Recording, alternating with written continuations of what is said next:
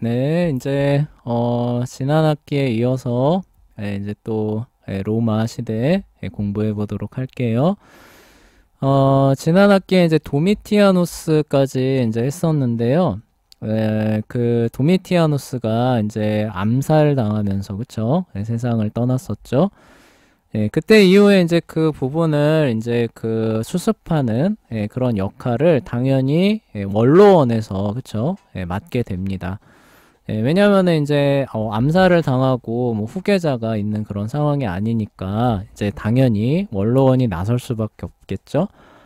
네, 원로원하고 도미티아누스하고 근데 사이가 무지하게 안 좋았어요. 그 아마 기억이 잘 안 나겠지만 자기가 그쵸? 신이라고 주장을 하면서 항상 원로원에 나갈 때는 너희의 주로서 막 뭐 명령한다 이러고 말년에는 좀 공포 정치 펴면서 막 이렇게 뭐 저기 사람 잡아들이고 막 감시하고 이런 것도 했었거든요. 이제 그러다 보니까 이제 그 암살당한 것도 집안 아내하고 노예가 이제 짜고 내 주인 너에게 자살하라고 명한다 뭐 이런 명령이 내릴까 이제 두려워가지고 그 먼저 선수를 치면서 세상을 떠난 거였잖아요. 그러다 보니까 이제 어때요? 이제 원로원은 도미티아누스 하면 이제 치가 떨리는 겁니다. 그래서 기록 말살형, 이제 이건 뭐냐면은 모든 공적인 기록에서 이제 이름을 파내는 거예요. 그러니까 역사에서 그 존재 자체를 지워버리고 싶다 이런 뜻이거든요. 그거를 이제 선고를 하고 이제 그 후계자를 이제 그 선정하는 이제 작업을 들어가게 됩니다. 그러면 이제 원로원은 누구를 이제 그 황제로 이제 선택을 했느냐라고 하면은 이제 네르바라고 하는 사람인데요. 이 사람을 왜 선택했냐면요. 일단 첫 번째로 66세 노인이었어요. 그리고 아들이 없습니다. 게다가 이제 뭐냐 명문가 출신이에요. 명문가의 재산도 충분한 그런 사람이에요. 그러니까 이게 무슨 얘기냐면은 이제 배경이 그쵸? 배경이 좀 귀족적이잖아요. 그쵸? 귀족적이라서 원로원과 좀 동질성이 상당히 있습니다. 그러니까 자기랑 좀 비슷한 그런 사람을 일단 세운다. 자, 이거예요. 그리고 이제 또 뭐예요? 아들이 이제 없으니까 만약에 이제 황제로 세워놨는데 이제 뭐예요? 뭐 아들이나 이제 이런 사람 있으면은 그거를 또 물려주고 뭐 이런 권력욕을 내면서 원로원을 조금 핍박하고 또 이런 또 상황으로 갈 수도 있지 않느냐 이제 이렇게 되니까 이제 죽으면은 그럼 또 다음에 원로원이 후계자의 그 계승에 또 관여하고 뭐 이런 목적이었을지는 모르겠지만 하여간 이제 66세 노인이고 그리고 또 이제 노인이다 보니까 어떤 뭐 정책이나 막 이런 것들을 막 원기왕성하게 이런 거 시행하기는 어렵잖아요. 그러니까 뭐예요? 원로원이 이제 주도권을 잡고 있는 이제 이 상황을 어느 정도 현상 유지를 시켜가면서 그렇죠? 그렇게 이제 나름 안락한 그런 걸 할 수 있는 황제를 세우자라고 해서 이제 네르바를 이제 선택을 하게 됩니다. 그런데 이제 이 사람이 이제 그 어느 정도는 원로원의 계산에 이제 그 부합하는 사람이었는데요. 여기서 이제 그 원로원이 하나 그 놓친 게 하나 있는데 군대였어요, 군대. 여기 이제 보시면은 도미티아누스가 뭐 현대에 들어 행정 능력만큼은 상당했다는 평가를 받는다라는 부분이 있잖아요, 그쵸? 그래서 이제 그 뭐냐, 도미티아누스가 군대에는 굉장히 인기가 많았던 그런 사람입니다.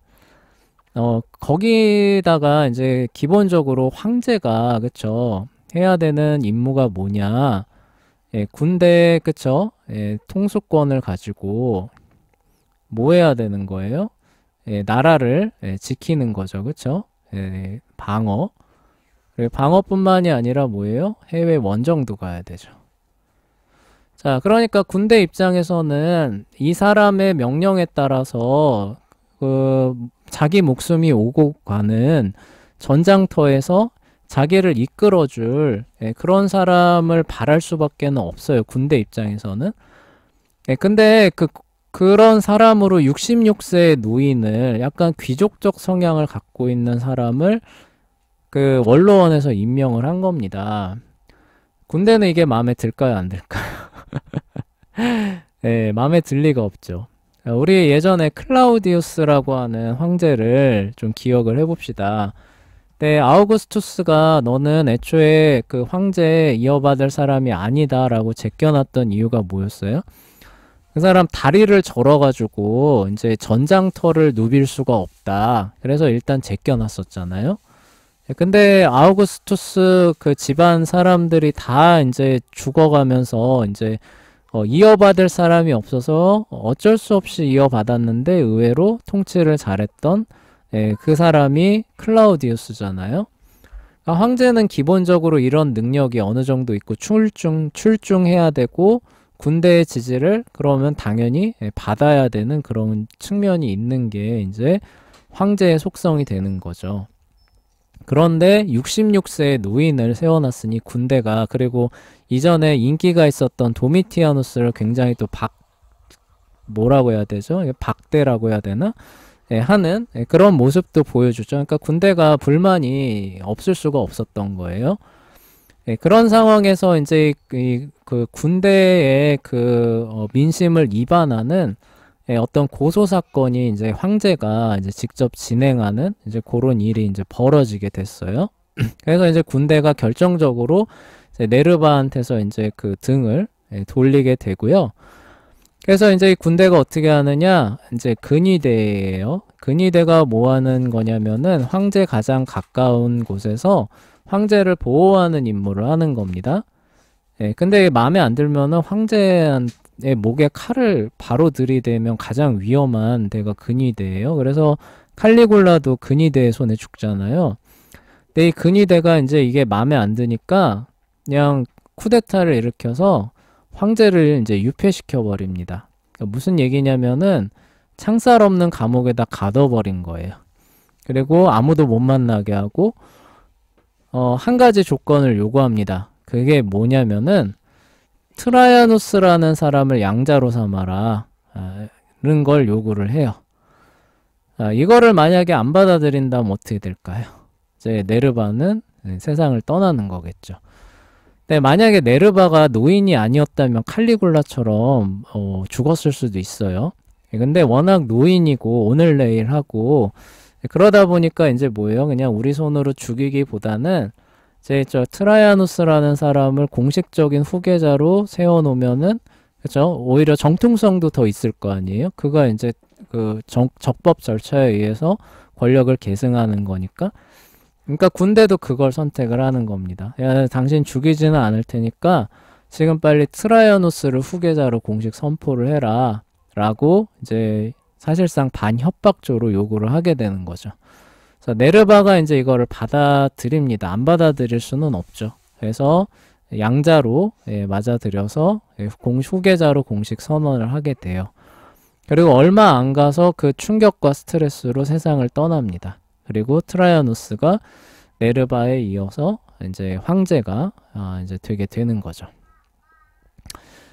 그러면은 이제 그 원로원 입장에서는 약간 저기 한 방 맞은 거 아니에요. 군대한테.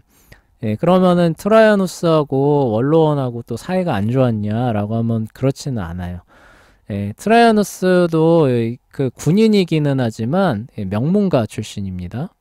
트라이아누스는 천상 군인이라고 보시면 돼요. 굉장히 이렇게 뭐라고 해야 되지? 호방하고 건장하고 약간 이런 타입이고 그 다음에 불세출의 장군이고 그래서 업적도 많고 약간 이런 사람인데 그 출신 자체도 명문가 출신이에요. 그래서 그 원로원 귀족들하고 그렇게 뭐 충돌을 일으키지 않았다고 합니다. 항상 원로원을 존중하는 태도를 보여주고 그런 말을 쓰고 그래서 원로원도 트라이아누스가 이제 황제가 되고 나서는 뭐 그렇게 뭐 없었다고 해요.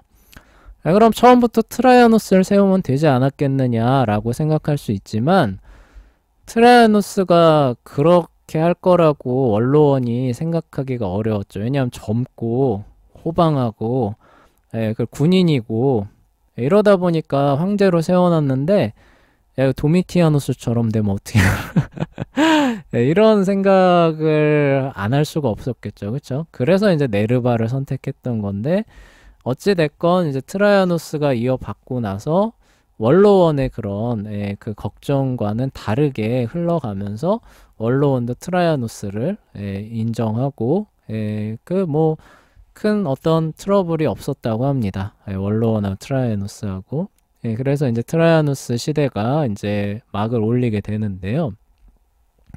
이 사람 말 그대로 이제 군인입니다. 이제 군인 이제 황제가 되고 그러다 보니까 그 로마의 이제 기본적인 그런 국방 정책을 어떻게 운용하느냐?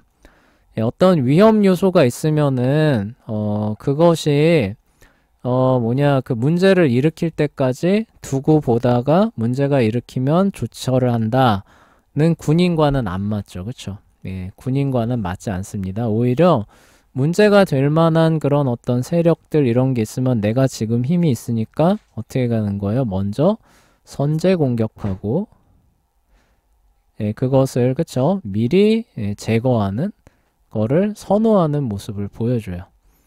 그러다 보니까 이제 정책이 어떻게 되느냐?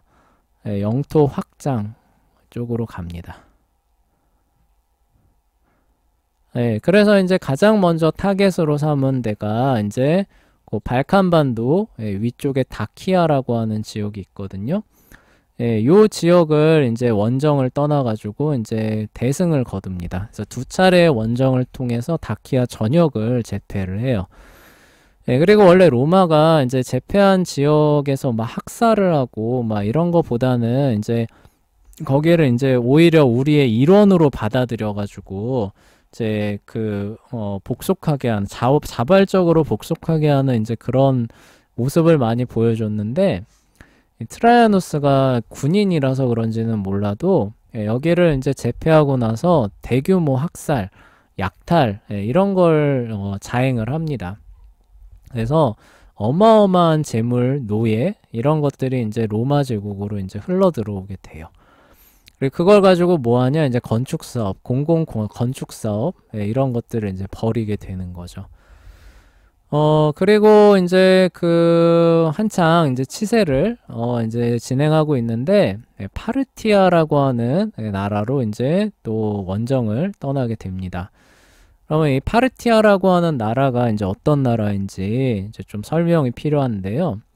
페르시아가 알렉산더한테 멸망했죠. 그쵸? 그리고 알렉산더 이후로 뭐 여러 가지 이제 뭐 나라들이 생겨났다 없어졌다 하는 그런 과정에서 오늘날의 이제 요 이라크 지역이죠. 유프라테스 티그리스 강을 중심으로 하는 이라크 지역에 파르티아라고 하는 이제 큰 나라 왕국이 세워지게 돼요. 로마는 이제 뭐예요? 여기 터키 지역하고 이제 가나안 지역하고 이제 이집트죠. 그쵸? 여기가 이제 이렇게 있고 파르티아하고 로마 중간에 아르메니아라고 하는 나라가 이제 완충지대로 이렇게 존재를 하는 겁니다. 그러면은 이제 로마하고 파르티아의 이제 그 입장은 뭐냐? 아르메니아를 약간 중립적인 그런 나라로 만들어서 두 강대국의 충돌을 방지한다. 이게 이제 로마의 기본 외교 정책이 됐던 거고요. 이거를 네로, 폭군으로 유명한 네로가 사실 확립한 거예요. 그래서 네로가 현대 사학자들의 의외로 외교적 감각이 있다라고 평가받는 이유가 사실 여기 있어요. 근데 어쨌건 이제 이렇게 해서 이제 유지되어 오고 있었는데 파르티아가 점점 힘이 강해집니다. 강해지다 보니까 어떻게 되냐면은 아르메니아의 이제 왕을 친파르티아적인 왕으로 그냥 로마와 협의 없이 독단적으로 결정을 하게 되는 거예요. 그러면 사실상 아르메니아라고 하는 세력이 파르티아에 넘어가게 되니까 로마 입장에서는 그러면 여기를 왜 파르티아가 자기 세력으로 편입시키냐. 중립지대라고 하는 거는 이쪽으로 안 오겠다라는 뜻이잖아요. 너도 안 오고 나도 안 온다라는 뜻인데 여기를 편입시켰다라고 하는 거는 이제 그 다음은 넘어오겠다는 뜻이잖아요. 그쵸? 예, 그래서 실제로 먼저 쳐들어왔는지 아닌지는 조금 확인이 필요한데요. 하여간 이거는 충돌하겠다는 의사를 표현한 거나 마찬가지여서 그 트라이아누스가 이제 그거를 선전포고로 받아들이고 이제 대규모 군단을 편성을 해가지고 이제 아르메니아 쳐들어가서 그 아르메니아 그 오히려 친로마 왕을 세워버리고 파르티아 본토로 쳐들어갑니다. 그리고 수도가 이제 크테시폰이라고 하는 데 있었다고 하는데요. 크테시폰도 함락을 시켜버려요. 그러니까 원정이 사실상 성공한 거죠. 그쵸? 그런데 이제 이 파르티아라고 하는 이 지역이 워낙 넓다 보니까 수도만 함락했다라고 해서 그냥 전쟁이 끝나지는 않는 거예요. 그래서 여기저기 이제 흩어진 이제 잔존 세력들이 게릴라전을 이제 구사합니다. 그리고 사실 이게 진압하기가 제일 어려운 거거든요. 왜냐면은 게릴라전을 진압하려면은 그만큼의 이제 병력을 넓게 풀어가지고 이제 그 써야 되는 이제 이런 어려움이 따라요. 넓은 지역에서 게릴라전은 이제 그런 이제 어려움이 이제 어떻게 보면 2라운드로 이제 진입하는 거죠. 1라운드는 승리한 거예요. 이제 2라운드 게릴라전을 진압하느냐 아니냐로 이제 전쟁 상황이 성격이 바뀌는 거죠. 이거는 이제 그 파르티아가 절대적 약자고 이제 로마가 절대적 강자인데 그 대세와 기세로 이제 끝맺음을 할 수 있느냐 없느냐 이제 그 얘기가 되는 겁니다. 근데 여기서 이제 그 극적인 반전이 하나 일어나는데요. 여기저기서 이제 이렇게 이제 그 전력을 이제 데리고 오다 보니까 예를 들어서 여기 이렇게 지키고 있었는데 여기를 예전에 1000명이 지키고 있었는데 여기 원정 간다고 한 500명을 뺀 거예요. 그러면은 여기 예를 들어서 그 변경 밖에 한 1000명 가까이가 그 항상 이렇게 그 대치하고 있었다고 쳐봐요. 근데 어느 날 보니까 500명밖에 안 되는 거예요. 그러면 여기 1000명이 무슨 생각하겠어요? 기회가 왔다 이런 생각하겠죠. 무슨 기회예요? 뭐 여길 쳐들어가서 다 무너뜨리겠다라기보다도 어떻게 하는 거예요? 가서 약탈. 그쵸? 이런 거 하기 너무 좋은 기회다 이런 게 오겠죠. 그러니까 이런 게 또 로마가 워낙 영토가 넓기 때문에 한두 군데가 아니라 여기저기서 이제 이렇게 막 일어납니다. 그러면 이런 것들을, 그러니까 여기 안 그래도 게릴라 진압해야 되는데 여기도 뭐 게릴라전 비슷한 상황으로 벌어지는 이런 어려움이 동시다발적으로 막 벌어지는 거죠. 그래서 이거를 이제 극복하느냐 극복하지 못하느냐 이제 이런 상황으로 갔는데 결정적인 치명타가 하나 옵니다. 그게 뭐냐면은 요 가나안 지역, 유다 지역에서 반란이 일어나요. 그러니까 이렇게 빠져나가는 이제 그런 것들을 보고 뭐 유다 지역은 항상 독립 국가를 꿈꾸잖아요. 로마에 복속된 거 별로 그렇게 썩 달가워하지 않습니다. 근데 이렇게 빠져나가는 거를 이제 그 보고 나서 기회가 왔다라고 해서 대규모 반란을 일으키는데 이게 왜 결정적이냐면은 동방으로 원정을 가고 있는 이 대규모 부대가 먹고 그 다음에 또 뭐 저기 전투하는 데 쓰는 물자들 이런 거 다 어디에서 와요? 기본적으로 이집트에서 오잖아요. 그쵸? 이집트의 풍부한 물자를 동방으로 날라야 되는데 그 길목에 뭐가 있어요? 가나안 땅, 유다 땅이 있는 거예요. 근데 여기가 반란이 일어나면서 보급선이 차단이 되는 거죠. 그쵸? 그러면 여기 있는 대규모 병력들은 어떻게 되는 거예요? 그냥 자동으로 와야 됩니다. 이거 굶어 죽어가지고. 이대로 시간이 그냥 가면은. 그러니까 이제 어떻게 되는 거예요? 게릴라 진압하려는 작전으로 가는 게 아니라 황급히 협정을 맺는 거예요. 우리가 여기 뺏은 땅 뭐 이만큼 돌려줄 테니까 여기 이상으로 넘어오지 말고 그리고 뭐 아르메니아 이거 다시 저기 중립국으로 바꾸고 우리는 여기로 다시 돌아갈게. 우리 뒤에 추격하지 마. 뭐 이런 식으로. 그쵸? 황급히 그런 협정을 맺고 뒤로 돌아와서 반란 진압하고 그리고 이제 저기 뭐냐 그 다시 여기저기 일어난 반란을 진압하는 요런 식으로 끝나는 게 파르티아 원정이에요. 그래서 이제 이것만 아니었다면은 이게 또 어떻게 됐을지 과연 이 게릴라들을 다 진압하고 유프라테스 티그리스강까지 다 과연 편입을 했을까? 만약에 그랬다면 또 역사가 어떻게 흘러갔을까? 모르죠, 그쵸?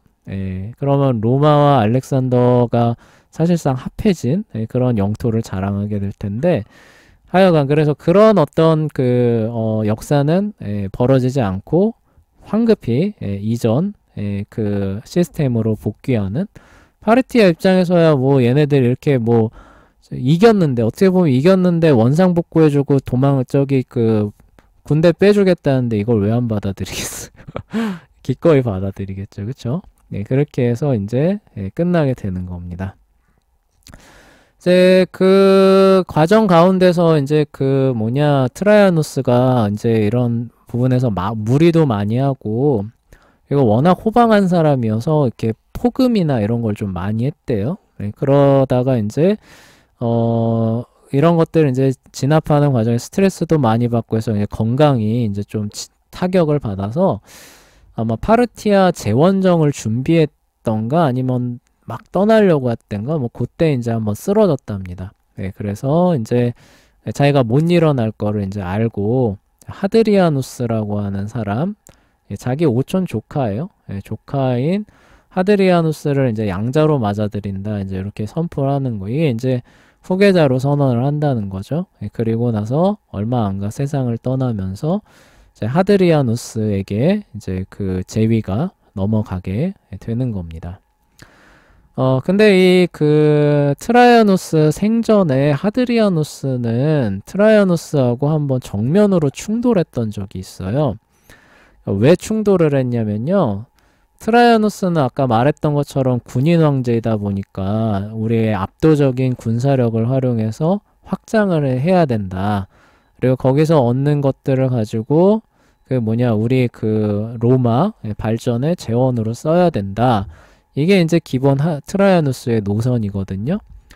하드리아누스는 그거 안 된다. 그거 무리다. 이렇게 보는 거예요. 왜 무리라고 보냐면은 아까도 얘기했잖아요. 병력 조금 빼니까 여기저기서 기회다라고 하면서 막 반란 약탈 우르르르 일어나잖아요. 왜 그래요?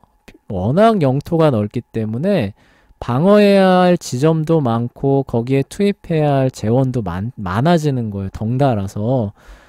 근데 여기서 영토가 더 늘어나면 어떻게 하겠냐는 거예요. 그거를 지원하기 위한 여기 나오죠. 행정체계나 군사력 이런 거 따라갈 지금 대안이 있느냐는 거죠. 트라이아누스한테.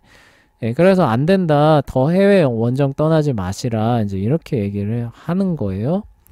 당연히 안 받아들여지고, 그쵸? 오히려 어떻게 보면 황제한테 정면으로 대든 꼴이 되잖아요. 그래서 좀 어려움을 겪습니다. 그치만 어쨌든 죽기 직전에 그래도 하드리아누스만한 사람이 없다. 그리고 이 이후에 이제 제국을 이끌어갈 유일한 사람으로 이제 인정을 해서 이제 하드리아누스를 이제 양자로 받아들이고 제위를 넘겨주게 돼요. 이제 그렇게 되다 보니까 이후에 로마 제국은 어떻게 되느냐? 하드리아누스가 이제 설계한 바탕으로 다시는 해외 원정을 떠나는 나라가 되지는 않습니다. 있는 것들을 잘 지켜가는 그런 나라가 되는 거예요. 이게 이제 훗날 로마에 이제 굉장한 사실 영향을 끼치는 포인트가 되는데요. 왜 그러냐면은 이런 거예요. 원래는 로마가 자영농들의 나라잖아요. 그러니까 무슨 말하냐면은 경제나 산업의 기반이 자국 내에 다 존재했던 겁니다. 근데 로마가 팽창을 거듭하니까 어떻게 돼요? 뭐 예를 들어서 이집트 같은 데 편입이 되니까 뭐 로마의 자영농 재배 농가는 게임이 되나요? 안 되나요? 안 되죠. 그쵸? 그래서 막 다 파산하고 막 저기 뭐야 뭐 직업 없이 막 유랑하는 그런 사람들 나오니까 마리우스가 아예 안 되겠다. 상비군이라도 해서 이 사람들 저기 그 해야겠다라고 하는 그런 그 변화가 나오잖아요. 무슨 얘기냐면은 그 로마가 확장을 거듭하면 거듭할수록 물론 그 물자가 풍부해지고 저렴해지는 그런 건 따라오지만 문제는 뭐냐면 내부 산업의 그런 어떤 기반이 되고 있었다는 거예요. 그러면은 그 황폐화되는 거를 뭘로 메꾸느냐? 아까 말했던 것처럼 해외 원정에서 얻는 유익으로 메꾸고 있었던 거예요. 이집트 같은 땅에서 쏟아지는 물자들, 해외 원정에서 오는 어떤 포로를 통한 노예, 그 다음에 뭐 거기서 쌓아둔 어떤 보물들, 이런 것들을 가지고 이제 내부 산업은 황폐해지고 있었지만 그런 재물들을 가지고 더 부유해지고 번성해지는 것처럼 보였던 게 이제 그 로마 서부 지역의 상황이 됐던 거죠. 그런데 이제 뭐예요? 트라이아누스 이후로 해외 원정이 끊긴다. 그러면은 이제 어떻게 되나요? 황폐화된 그런 어떤 상황에서 외부 자본이 안 들어오는 거잖아요. 그럼 어떻게 돼요? 그러면은 내부적으로 주저앉고, 그쵸? 풀썩풀썩, 그쵸? 기초 체력이 이제 무너지는 이런 상황으로 갈 수밖에 없는 거잖아요. 예, 그런 어떤 그 일이 실제로 이후 로마 그 역사에 그 진행이 되게 됩니다. 그러니까 이게 이런 거예요. 트라이아누스 말대로 확장을 해도 무리인 거예요. 왜냐면 너무 넓어지기 때문에 다 관리가 안 돼서 여기저기 빈 공간이 생기면서 결국 무너진다. 가 되는 거고, 하드리아누스 말대로 그러니까 우리가 잘 지키자라고 해도 이미 어떻다는 거예요? 그 내부 그 산업이나 경제 기반이 너무 황폐화되어 있기 때문에 알아서 주저앉는다. 네, 그 이제 뭐 저기 그 딜레마에 사실 어떻게 보면은 이제 봉착했었던 건데, 그 하드리아누스는 그래도 극복할 수 있다고 보는 거예요. 더 확장하지만 않고 그래도 있는 것들을 잘 관리하면서 잘 돌아갈 수 있게끔 지금 여기서 개편을 하고 개혁을 한다면은 이렇게 붕괴하는 이런 일은 좀 방지할 수 있을 것 같아요. 왜냐면 파르티아 원정 뭐 한지 얼마 되지도 않았고 이런 그래도 이때는 아직 원정 할 때잖아요. 그러니까 서부 그 로마 지역의 그런 어떤 경제나 이런 부분들이 확 무너지는 그런 건 아니라는 거죠. 그러니까 지금 벌어놓은 거죠. 그동안 벌어놓은 거 가지고 잘 쓰는 어떤 체계들을 만들어 놓으면 그래도 유지는 할 수 있겠다라고 생각을 해서 그렇게 들어간 거예요. 그런데 이 하드리아누스의 판단이 장기적으로 봤을 때는 이제 또 틀린 것으로 나오는 사건이 또 나옵니다. 그러니까 뭐냐면요. 그래, 잘 유지하고 관리하면은 그래 어떻게 지탱할 수는 있겠다라고 하는 판단이 틀린 건 아닌데 돌발 상황이 나오면 어떻게 할 거냐는 거예요. 네, 그 부분에서 로마가 이제 대응을 못하면서 내부적으로 이제 이렇게 주저앉기 시작합니다. 네, 그러다 보니까 이제 나중에 로마 제국 망할 때 게르만족이 서부 지역으로 몰려가잖아요. 왜냐면 서부 지역이 그렇게 약해져 있기 때문이에요. 그 많은 그런 재물들 뭐 이런 물자들이 산업 기반이 다 동부 지역에 있었거든요. 이집트, 뭐 터키, 발칸 이런데. 그래서 이 게르만족들이 동부 지역으로는 잘 안 갑니다. 그래서 동로마 제국은 그냥 멀쩡히 남아 있잖아요. 로마 망할 때. 근데 서부 지역은 싹 다 그냥 황폐화되는 그런 일이 뭐 이때로부터 한 이제 뭐 몇백 년 뒤의 일이지만 이때로부터 사실 진행이 됐던 거예요. 그래서 선생님이 저번에도 얘기했지만 그 재원들을 가지고 그 산업을 재편하는 투자 재원으로 이때 썼어야 됐다고 몇백 년 시간 동안에. 근데 로마가 그거를 못한 거죠. 그쵸? 지금 당장에 그런 어떤 그래도 그럭저럭 하드리아누스가 손대놓은 거 이거 가지고 잘 돌아간다. 그래도 뭐 이렇게 뭐 부족함이 없다. 여기에 이제 안주하다가 결국 이제 타격이 예상치 못했던 타격이 이제 오게 됐을 때 어떻게 못하면서 그냥 후루루루 주저앉는 요런 역사로 이제 가게 되는 거죠. 어쨌거나 이제 하드리아누스는 이제 그런 거예요. 트라이아누스의 그런 거는 현실성이 없다. 오히려 붕괴를 가속화시킨다. 그러니까 뭐예요? 있는 거 가지고 행정체계, 군사력 이런 것들을 최대한 효율화해서 있는 거 가지고 잘 유지되게 하는 이런 제국을 만들어야 된다. 이제 이렇게 하게 됩니다. 그러니까 뭐예요? 자기가 직접 봐야 되는 거예요. 그래서 그걸 계산하는 겁니다. 그래서 뭐는 여기다 빼서 저기다 배치해도 문제가 없고, 그리고 뭐 요런 지역에다가 요새를 새로 건축하면은 이 지역에 있는 거 굳이 안 둬도 된다. 이런 것들을 자기 눈으로 직접 보면서 다 파악하고 그 넓은 제국을 그래서 돌아다니는데 이제 그 쓰는 겁니다. 예, 그래서 이제 빨리 죽어요. 예, 워낙 이제 에너지를 그런데 많이 쓰고 또 기후가 워낙 막 바뀌잖아요. 뭐 풍토병도 많고 막 이러다 보니까 예, 빨리 죽는 이제 황제가 이제 하드리아누스가 되는 거죠. 근데 어쨌건 이제 그걸 이제 잘 해서 예, 그럭저럭 유지되는 그런 제국의 기틀을 닦은 황제가 이제 하드리아누스가 이제 되는 겁니다. 그래서 내부 행정 체계를 정비하고 적들이 자주 나타나는 지역에는 요새와 성벽을 쌓는 거, 이게 이제 중점 추진 과제가 되는, 그래야 효율화가 되고 있는 거 가지고 유지되는 제국을 만들 수 있는 거죠. 그리고 많은 이제 성벽들을 이제 쌓는데 그 중에서 오늘날에도 남아있는 성벽이 있습니다. 그래서 하드리아누스 성벽이라고 하는데 오늘날 영국 브리튼 지역에 남아 있습니다. 이게 원래 그 북부의 스코트족이죠. 스코트족을 막기 위해서 세운 그 성벽이고요. 오늘날에도 남아있지요. 그래서 138년에 세상을 떠나고 안토니누스를, 역시 또 아들이 없었거든요. 안토니누스를 양자로 지명하고 세상을 떠나게 되는 겁니다. 그리고 이제 아들이 없었던 그런 이유도, 황후는 있었어요. 황후는 있었는데 아들이 없었던 그런 이유가 그 뭐 사이가 극도로 안 좋았대요.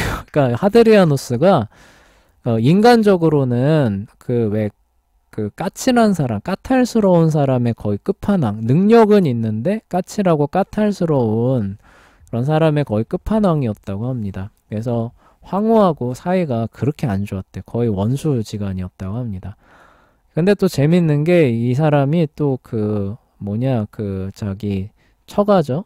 그러니까 장모님하고는 또 사이가 또 그렇게 좋았대요. 그렇게 헌신적이고. 그래서 이게 굉장히 좀 이렇게 이해하기 어려운 사람인데, 하여간 근데 또 능력은 좋아가지고 절대로 그냥 당하는 사람이 아닙니다.